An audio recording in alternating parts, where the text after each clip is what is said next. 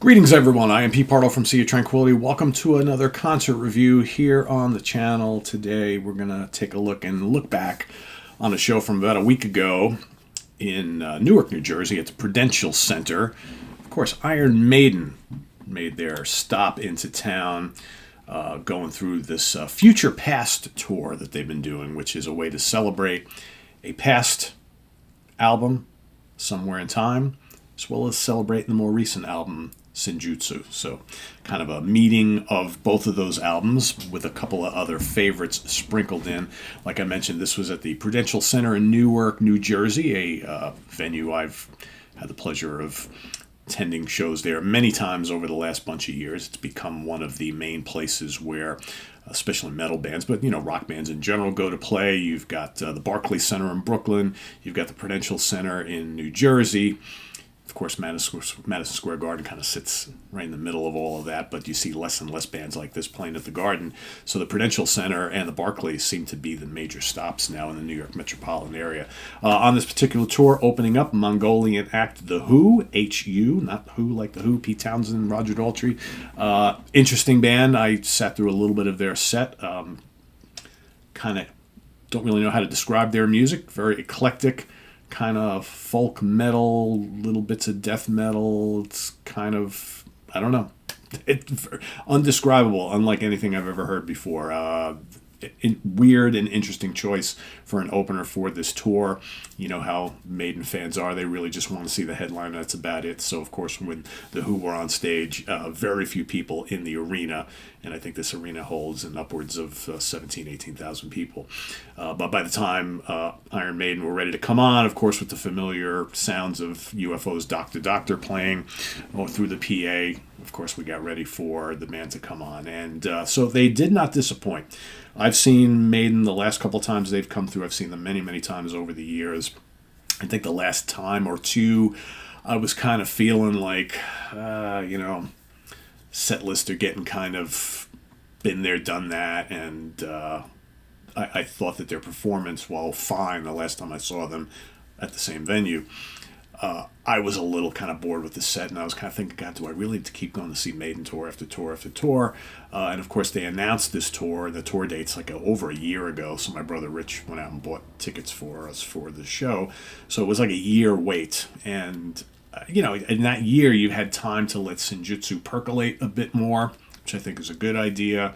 And then, once they announced that they were going to play a good amount of material from the Somewhere in Time album, which for me is an album that I like quite a bit, and it has not been well represented in their set lists for a number of years. So it was kind of cool to hear some stuff from this album once again. So let's go through the set list here. So they came out, played Caught Somewhere in Time and Stranger in a Strange Land right off the bat. Boom, boom.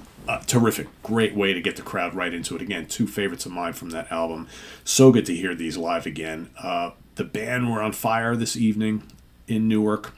I thought Bruce sounded great the entire show. And, of course, he running all over the place. And, you had three guitar players. Nico was great. Steve was great. I mean, the whole 9 yards, just really, really cool. You had Eddie coming out at various times. Boy, Sci-Fi Terminator Eddie. You had Senjutsu Samurai Eddie coming out. So, there was plenty of that entertainment value going on.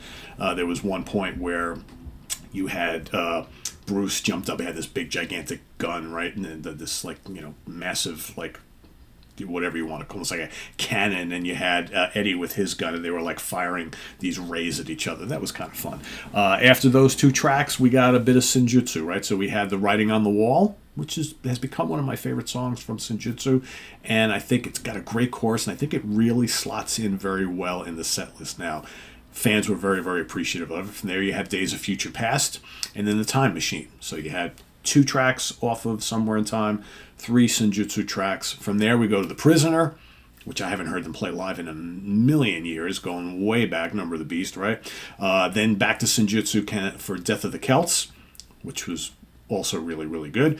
Then Can I Play with Madness, right? So got to go back to the 80s for a little bit. That's a classic track from their great album of what was it, 19? Geez, when did that come out?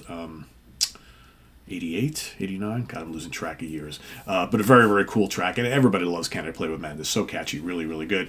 Then back to Somewhere in Time for Heaven Can Wait. Great sing-along track, especially towards the end, right? Great. I loved hearing that. And then we got Alexander the Great, which fans have been waiting for ages. And they did not disappoint. It's interesting how, Alexander the Great on the Somewhere in Time album was like 8 minutes and change. It's about almost 9 minutes long. At the time, it was looked at as the big epic on that album. And, obviously it's the longest track on the album. But like live, it went by so quickly. I was like, wow, why did I think that this song was longer? It was great. Great to hear them play that. So good. Then, of course, you got Fear of the Dark. Everybody goes nuts for that. Watching down on the floor, the people in general admission. Of course, Ryan Scow and Nick Franco were down there. Kyle Hummel, who came, one of our viewers from upstate, he came all the way down to New Jersey to see the show. We saw him before the show. He was down there with him, and just to see everybody just bouncing up and down and just having a grand old time was just really great. Fear of the Dark is just such a mandatory live track. And then, of course, Iron Maiden finishes out the main set, back from their first album. Always cool to hear Iron Maiden. It's not one of my favorite songs from them, but it's almost like it's just got to be there in the set. My one gripe of the entire evening is that, and from what I understand, they did it, I think, the day he passed, or the show after. But I really think for this entire tour, when they play Iron Maiden, they should have a picture of Paul Di'Anno up there on the back screen as a way to kind of celebrate his time with the band, and specifically on that song from that album. And I think that should be in place night after night after night on this entire tour to pay tribute to Paul Di'Anno. They didn't do it here. I was pretty disappointed in that, but you can't get everything, I guess. But that would have been a good thing to do, I think, for the remainder of the tour. All right, then of course we got encores. We're going to go back to Senjutsu for Hell on Earth. All right, interesting how they saved that for one of the encores. Still pretty cool. And then, of course, you got The Trooper. And finishing it all up, one of the great anthems from Somewhere in Time is Wasted Years. So, and then that was the end of the evening. So, pretty much, the show was over right at 11. They went on 10 minutes to 9, so roughly 2 hours, and just over 2 hour set, filled with all sorts of good stuff. For me, I mean, the Senjutsu tracks work really, really well. It was great to hear them live. I loved hearing all the Somewhere in Time stuff, and I was okay with not hearing, the tried and true stuff that we've heard a million times, like 2 minutes to midnight, and all the usual suspects. We basically, of the usual suspects here, you did get Fear of the Dark, you did get Iron Maiden, and The Trooper, right? Those were the three kind of like mandatory tracks that you get all the time, but otherwise really, really nicely mixed up, and I really enjoyed it. And I think for the first time in a couple tours, I walked out of there saying, wow, that was 100% enjoyable Iron Maiden concert, whereas in the last couple of shows, I'm like, that was cool, that was good, but I was left a little kind of like, it seems like the same show I've seen over and over again, right? So this was really cool, and hopefully they do more of this type of thing, and maybe what we'll get on a future tour. Again, they're talking about slowing down on the touring, so I don't know, but to hear like some additional songs from Seventh Son of the Seventh Son. Of course, that's the album I couldn't think of the title before.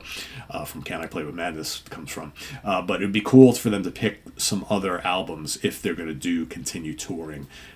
But I get the impression that they're going to start winding down on the touring aspect of it. But again, that's just my impression based on things that they have stated. So we'll see.